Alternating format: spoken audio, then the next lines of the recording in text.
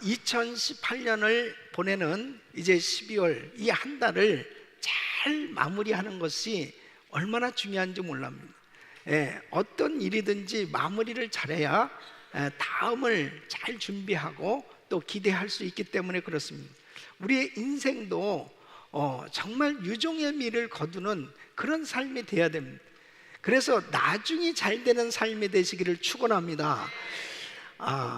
성경에 유종의 미를 거둔 사람들의 그 삶을 연구해 보는 것은 참으로 우리에게 귀한 교훈과 또 은혜를 주는 것입니다. 우리의 인생이 항상 처음보다 나중이 잘 되어지고 끝마무리가 아름답게 이루어지는 것, 이것이 얼마나 중요한지 몰라요. 어떤 사람의 인생은 처음은 열심히 아름답게 출발했지만 나중이 흐지부지 되어진다면 그것은 용두사미와 같은 그런 삶이 될 수밖에 없는 것입니다. 신앙생활만큼은 무엇보다도 중요한 것이 나중이 잘 돼야 된다, 마무리가 아름답게 이루어져야 된다 하는 것입니다. 유종의 미를 거두는, 끝을 아름답게 잘 마무리하는 삶이 되시기를 예수 이름으로 축원합니다. 오늘은 이 아브라함의 삶을 통해서 아브라함의 노후의 삶, 이 마지막에 그의 삶이 어땠는지를 살펴보면서 이 아브라함이 어떻게 유종의 미를 거두는 그런 삶이 되었을까 하는 것을 교훈을 얻으려고 합니다. 1절 말씀 보면 그랬습니다. 1절 말씀에 아브라함이 나이 많아 늙었고 여호와께서 그의 범사에 복을 주셨더라. 이 아브라함이 그의 그 마지막 가장 그 남은 생애의 끝마무리에 그의 삶이 하나님께 복을 받은 그런 삶이 되었다고 성경은 기록하고 있습니다. 이 아브라함은 자신의 삶이 어떻게 이렇게 유종의 미를 거둘 수 있었을까? 오늘 이 말씀을 들으시면서 여러분들의 삶이 꼭 아브라함처럼 유종의 미를 거두고 하나님께 영광 돌리는 삶이 되시기를 축원합니다. 첫째는 이 아브라함은 가족과 이웃에게 영적으로 번성하는 토대를 쌓아주는 삶이 되었기 때문에 유종의 미를 거두는 이런 삶이 될 수 있었습니다. 오늘 이 본문 말씀 보면 아브라함은 자기 아들 이삭을 위해서 이제 그 이삭의 결혼을 위해서 그의 충성스러운 종을 자기 고향 땅으로 보내는 것을 볼 수 있습니다. 이 아브라함은 그 자기가 살고 있는 가나안 땅에서는 이 이삭을 위해서 그 며느리를 얻을 수 없다 이렇게 생각한 겁니다. 그 이유는 이 가나안 땅은 하나님을 믿지 아니하는 우상을 섬기는 그런 지역이었기 때문에 그곳에서는 안 되겠다는 거죠.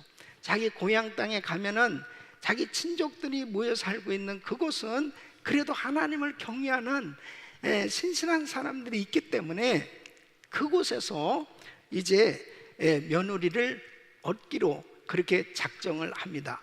그래서 자기의 충성스러운 종을 그곳에 보내요. 그 종이 기도하면서 그곳에 가서 참 하나님의 은혜로 만나게 된 사람이 누구냐면 리브가입니다. 이 리브가는 바로 아브라함의 친동생 이 나홀의 손녀입니다. 이 부두엘의 딸인 이 리브가가 하나님의 은혜 가운데 만나게 돼서 결국은 이 리브가를 데려와서 이삭과 이제 가정을 이루게 만들어주는 것을 볼 수 있습니다. 그래서 이 아브라함은 이 믿음의 가정을 이렇게 만들어주는 이 삶을 통해서 장차 아브라함과 그 다음에 아브라함에게 주신 이 믿음의 은혜가 이 이삭에게, 이 이삭을 통해서 또 계속해서 자손 만대까지 이런 은혜가 계속 전달되어질 수 있도록 하나님께서 바로 주신 이 복이 계속 대대로 이어질 수 있도록 이렇게 영적으로 번성하는 이런 토대를 만든 것은 바로 그의 생에 있어서 가장 잘한 가운데 귀한 일이었다 하는 것입니다. 여러분, 이삭도 역시 마찬가지예요. 이삭도 그의 두 아들이 있었습니다. 에서와 야곱이 있었는데, 이 에서는 그 가나안 땅의 그 딸들과 이 혼인을 맺게 됐는데, 그것에 대해서 늘 이삭의 마음이 불편했습니다. 야곱을 그 하란 땅 그곳으로 보내서 그곳에서 이제 레아와 라헬을 만나서 이 믿음의 가정을 이루게 되는 것을 볼 수 있습니다. 하나님의 사람들은 참 이 결혼하는 것 굉장히 중요한 거예요. 그래서 하나님께서 이스라엘 백성들이 출애굽하고 난 다음에 분명하게 명령을 하셨습니다. 가나안 땅에 들어가면 절대로 이방 여인들, 이 가나안 땅의 그 사람들과 혼인하지 못하도록 그렇게 말씀을 하셨습니다. 신명기 7장 3절로 4절 보면, 또 그들과 혼인하지 말지니 내 딸을 그 아들에게 주지 말 것이요, 그 딸로 내 며느리를 삼지 말 것은 그가 내 아들을 유혹하여 그로 여호와를 떠나고 다른 신들을 섬기게 하므로 여호와께서 너희에게 진노하사 갑자기 너희를 멸하실 것임이니라 그랬습니다. 그러니까 이 부모가 장성한 자녀를 위해서 그 배우자를 선택하게 할 때 참 이 배우자를 잘 고르도록 지도해 주는 것이 굉장히 중요한 거예요. 왜 그러냐면은 이 출애굽한 이스라엘 백성들이 이제 가나안 땅에 들어가면 이 신앙을 지켜야 되는데, 신앙이 없는 우상을 숭배하는 그런 배우자를 만나면 영락없이 그 미혹당하고 유혹당해서 신앙을 잃어버리게 된다는 거죠. 그래서 반드시 결혼할 때는 믿음의 사람들과 결혼해야 될 것을 그렇게 강조하셨던 것을 볼 수 있습니다. 여러분, 솔로몬 보세요. 솔로몬이 정말 신앙이 좋았던 사람이에요. 그런데 이 솔로몬이 이제 많은 후궁들을 드리게 되잖아요. 그 후궁들을 드릴 때도 자기는 신앙이 굉장히 좋다고 생각하면서 자기를 지킬 수 있다고 생각했어요. 그런데 보십시오, 그 후궁들이 들어올 때마다 자기의 신을 가지고 오는 거예요. 자기들이 섬기는 그 우상을 가지고 들어오는 겁니다. 자기는 지킬 수 있다고 생각했는데 나중에 지나놓고 나서 보니까 결국 솔로몬도 영적으로 타락하고 말았습니다. 그래서 하나님이 얼마나 마음 아파하셨는지 모릅니다. 이 아방 보세요. 아방은 이세벨하고 결혼을 했는데, 이 이세벨은 아합과 결혼하면서 아주 바알 신을 지독히 섬기는 여자입니다. 그러니까 결국 이 아방은 신앙이 없으니까 결국 이세벨에 의해서 온통 나라가 우상을 섬기는 그런 나라로 전락하고 마는 걸 볼 수 있습니다. 여호사밧 왕은 참 신앙이 좋았어요. 그런데 여호사밧 왕이 실수한 것이 뭐냐면, 바로 그의 아들 여호람을 결혼시킬 때 바로 이 아합의 집안과 결혼을 시킨 것입니다. 그래서 결국 이세벨의 딸하고 결혼을 시킨 것, 이것이 결정적인 실수였어요. 그때 이 아달랴라고 하는 이 딸과 결혼을 시키게 됐는데, 그 일로 인해 가지고 결국 유다는 이제 우상을 섬기는 나라로 전락하게 되고, 이 나라가 망하게 되는 결정적인 이유도 됐던 것을 볼 수 있습니다. 여러분, 이 혼인이라는 것이 얼마나 중요한지 이루말할 수 없는 거예요. 영적으로 보면 이 혼인은 정말 믿음의 사람들끼리 주 안에서 이 결혼을 해야 되는 그 이유가 여기 있다 하는 것을 강조하고 있는 것입니다. 그래서 우리가 자녀들을 결혼시킬 때도 참 뭐 부모 입장에서는 나름대로 이렇게 신앙 좋은 사람들을 선택해서 결혼을 잘 시키고자 하는 것은 부모의 마음이지만, 참 부모의 입장에서 참 힘들 때가 너무 많이 있죠. 특히 우리 이민 사회에서 이 자녀들을 결혼시키는 것이 참 그렇게 쉽지는 않습니다. 그러나 중요한 것은 이 자녀들로 하여금 이 영적으로 번성하는 이 분위기, 이 토대를 만들어 줄 수 있는 것은 이건 부모가 해야 되는 일이에요.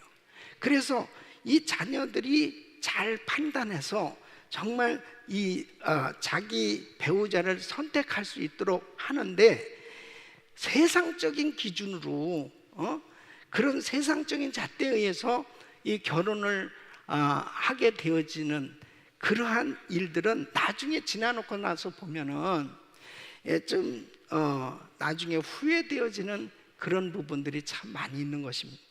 그래서 고린도전서 7장 39절에도 보면, 아내가 그 남편이 살 동안에 매여 있다가 남편이 죽으면 자유하여 자기 뜻대로 시집갈 것이나 주 안에서만 할 것이니라. 그러니까 재혼하는 것도 주 안에서만 하라는 거예요. 이 주 안에서만 하라는 게 뭐예요? 결혼은 두 사람을 묶는 언약이기 때문에 함부로 할 수 없다는 거예요. 믿음 안에서 해야만 그 신앙생활을 제대로 잘 할 수 있음을 강조하고 있는 것입니다. 그래서 고린도후서 6장 14절에서 16절까지 보면, 너희는 믿지 않는 자와 멍에를 같이 하지 말라. 의와 불법이 어찌 함께하며 빛과 어둠이 어찌 사귀며 그리스도와 벨리알이 어찌 조화되며 믿는 자와 믿지 않는 자가 어찌 상관하며 하나님의 성전과 우상이 어찌 일치가 되리오. 우리는 살아계신 하나님의 성전이라. 이와 같이 하나님께서 가라사대 내가 저희 가운데 거하며 두루 행하여 나는 저희 하나님이 되고 저희는 나의 백성이 되리라 하셨느니라. 여러분, 믿음의 가정을 이룰 수 있도록 우리 자녀들을 인도하는 것은 너무나 중요한 거예요. 여러분, 평생에 어떤 사람들은 정말 믿음의 배우자를 만나서 결혼했어야 되는데 그냥 외형적인 어떤 세상적인 기준에 의해서 뭐 나중에 어떻게 되겠지, 지금 현재로서는 그냥 좋으니까 그렇게 결혼하고 난 다음에 평생 눈물로 사는 사람들, 이 자리에서 2명 있어요. 그런 사람 평생 눈물로 사는 거예요. 평생. 그러니까 이 신앙을 안 가지니까 모든 삶이 다 불편한 거예요. 너무너무 힘들고 어려운 거예요. 물론 불신자인 배우자도 힘들죠. 세상적으로 살고 싶은데 자꾸 믿음을 가진 배우자의 입장에서는 그런 것들을 다 꺼려하니까 너무 언해피한 거예요. 불행한 거예요. 여러분, 주 안에서 이렇게 만나서 함께 예배하고 함께 살아갈 수 있다는 것은 큰 은혜입니다. 그러니까 우리 자녀들에게 반드시 이렇게 영적으로 번성할 수 있는 그런 분위기를 만들어주는 것, 이것이 얼마나 중요한지 모릅니다. 이 아브라함이 유종의 미를 거둘 수 있던 이 이유 중에 하나가 뭐냐면, 바로 아브라함에게 주신 이 놀라운 은혜가 이삭에게 임하고 이삭을 통해서 이렇게 번성해야 되는데, 이 이삭이 결혼을 잘해야 되잖아요. 그러니까 아브라함은 이 이삭을 위해서 이렇게 믿음의 가정을 이루어주는 중요한 역할을 했던 것을 볼 수 있습니다. 이런 은혜가 있기를 예수 이름으로 축원합니다. 두 번째는 바로 이 아브라함은 가족과 이웃의 불행의 씨를 미리 제거해 주었습니다. 이게 무슨 말이냐면, 창세기 25장에 보면은 이제 사라가 죽게 됩니다. 그 사라가 죽게 됐을 때 이 아브라함이 재혼을 해요. 그래서 이 구두라라는 이 후처를 얻게 됩니다. 그래서 창세기 25장 1절 2절 보면 아브라함이 후처를 취하였으니 그 이름은 그두라라. 그가 시므란, 욕산, 무단, 미디안, 이스박, 수아 6을 낳았어요. 6을. 그러니까 아브라함이 100살에 이삭을 낳는데 여기까지는 사람들이 많이 알아요. 그런데 100살에 이삭을 낳고 죽은 게 아니고 원기가 충천해가지고 후처를 얻었어요. 후처를. 그래서 6을 낳았어요. 6을. 예? 부활한 거죠. 부활한 거죠. 예? 그 6을 낳는데 이 구드라의 소생들이 성장을 하게 됩니다. 예? 그랬을 때 5절로 6절에 보면은 아브라함이 이삭에게 이제 재산을 정리를 해줘요. 생전에. 그러니까 아브라함이 이삭에게 자기 모든 소유를 주었고 자기 서자들에게도 재물을 주어 자기 생전에가 중요한 거예요. 이게. 예, 그들로 자기 아들 이삭을 떠나 동방 곧 동국으로 가게 하였더라. 그러니까 이 자식들이 후일에 재산 가지고 틀림없이 싸울 수 있단 말이에요. 그러니까 자기 생전에 이제 이삭에게 줄 목, 그리고 그 서자들에게 줄 목을 다 줘서 잘 이제 서로 싸우지 않고 살 수 있도록 이게 후일에 불행의 씨를 미리 제거해 주었다는 것입니다.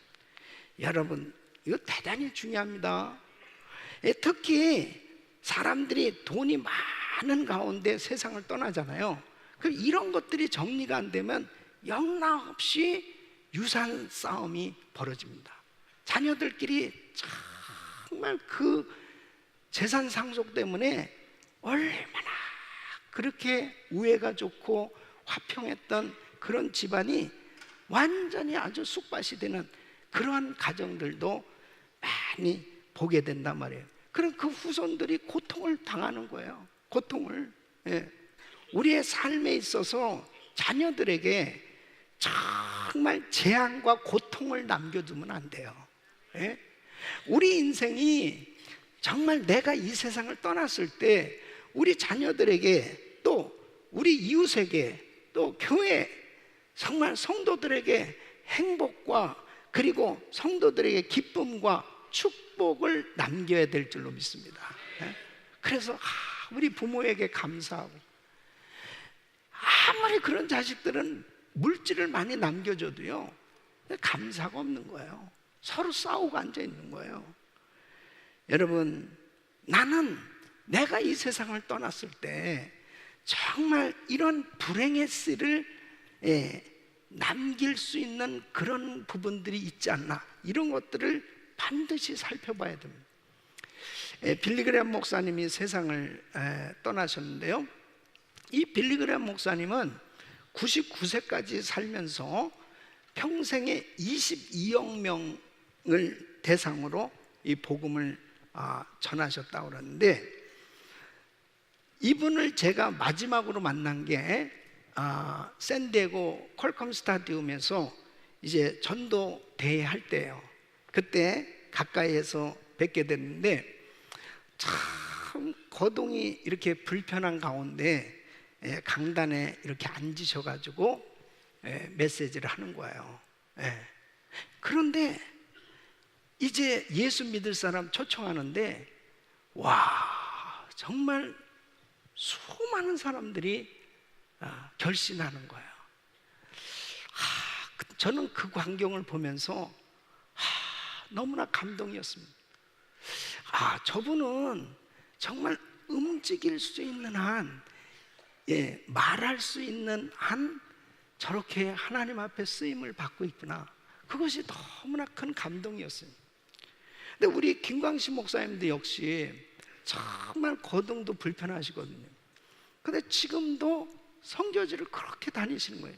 이번에도 이스라엘에 오셨다가 이제 또 한국으로 가셨다가 금요일 날 이제 미국에 오셔가지고 하루 지내시고 어제 밤에 쿠바로 가셨어요.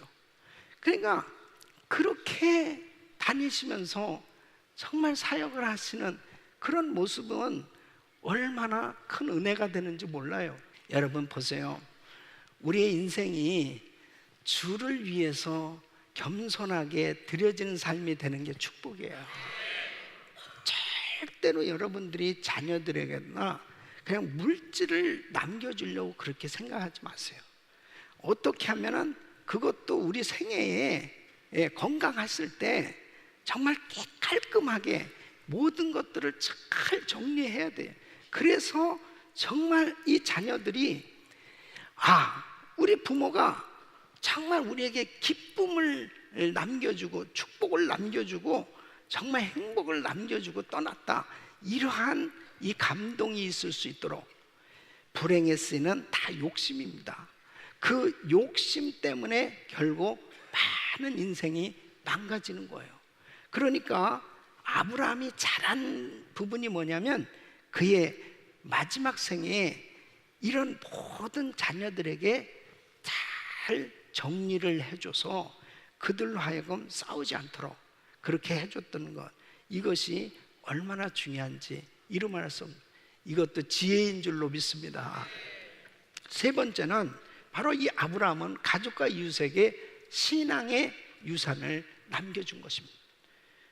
여러분 창세기 23장에 보면은 사라가 죽어요.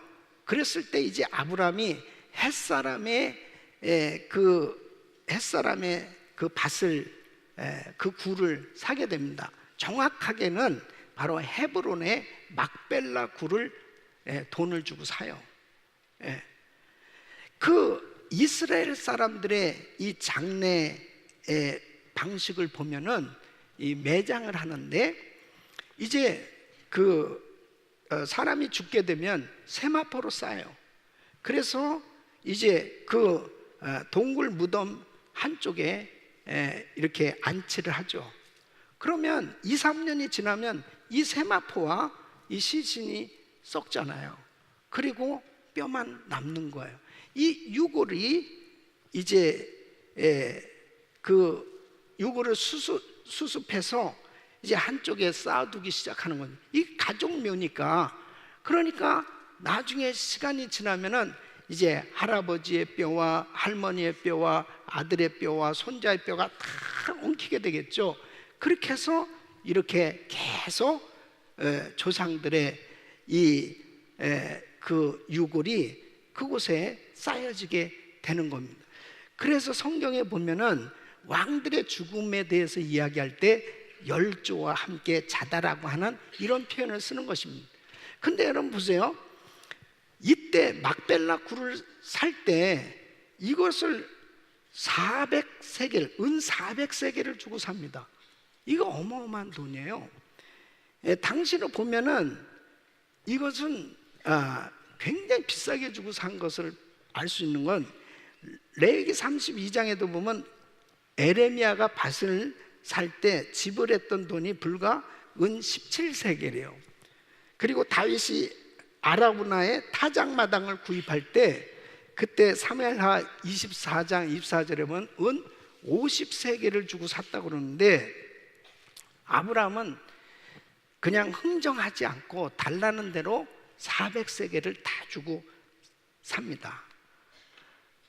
나중에 보면은 이 막벨라 굴은 하나의 무덤으로 그냥 끝난 것이 아니고 이스라엘 이 후손들에게는 이것이 신앙의 유산으로 남겨진 것을 볼 수 있습니다. 왜 그래요? 이 막벨라 굴에는 바로 아브라함의 유골, 그리고 이삭, 야곱, 그리고 요셉, 이러한 정말 역사적인 그 신앙의 인물들이 그곳에 안치되어 있는 그 무덤은 이스라엘 백성들의 가슴 속에는 그들의 신앙이 잘 사모되어지는 그러한 마음으로 그것을 바라볼 수밖에 없는 거죠. 그래서 그 헤브론 땅을 굉장히 중요한 성지로 그들이 생각하고 있는 거예요.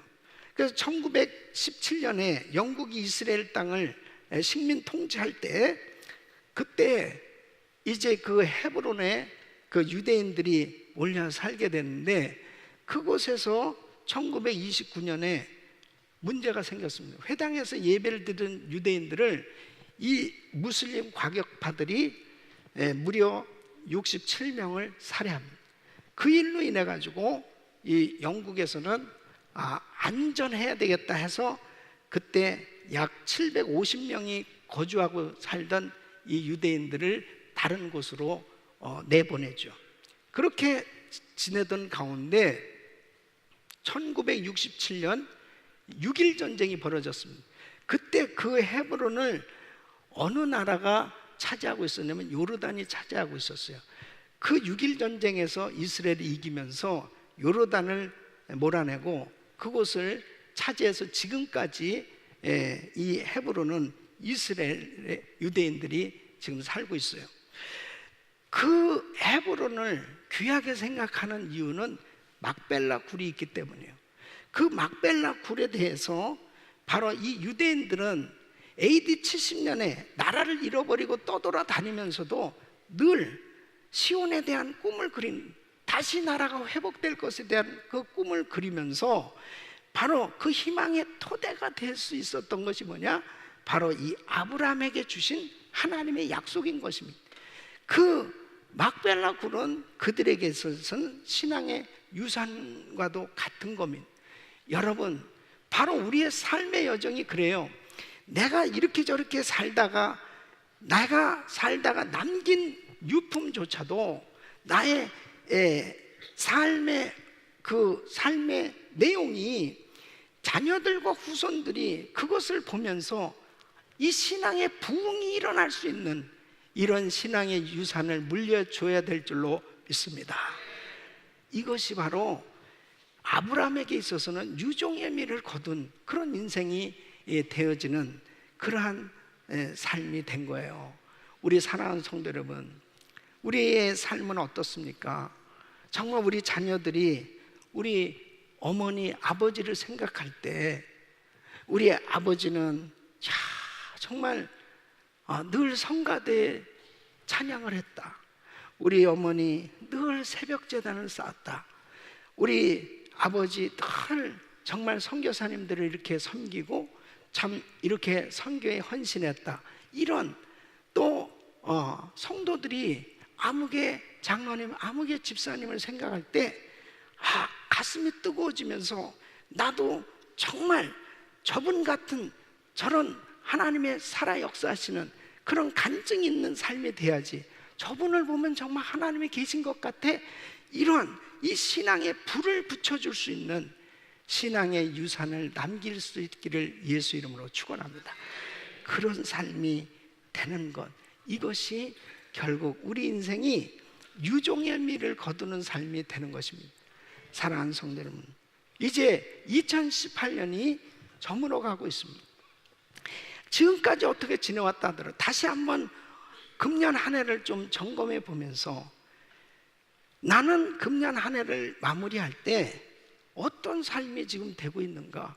우리 자녀들에게 정말 영적 부흥을 경험할 수 있는 그런 신앙의 그 믿음의 분위기를 만들어주고 있는지, 나는 정말 이 불행의 씨를 제거하는 이러한 지혜로운 삶이 되고 있는지, 아니면 자녀들에게 아픔을 남길 수밖에 없는 그러한 이 삶이 되어지고 있지 않는지, 이런 부분들을 지금부터 우리가 중간 점검을 하면서 다시 우리의 신앙을 돌아본다면 우리의 남은 생애가 결단코 후회함이 없는 유종의 미를 거두는 삶이 될 줄로 믿습니다. 꼭 신앙의 유산을 물려줄 수 있는 우리 모든 성도님들의 삶이 되시기를 예수 이름으로 축원합니다.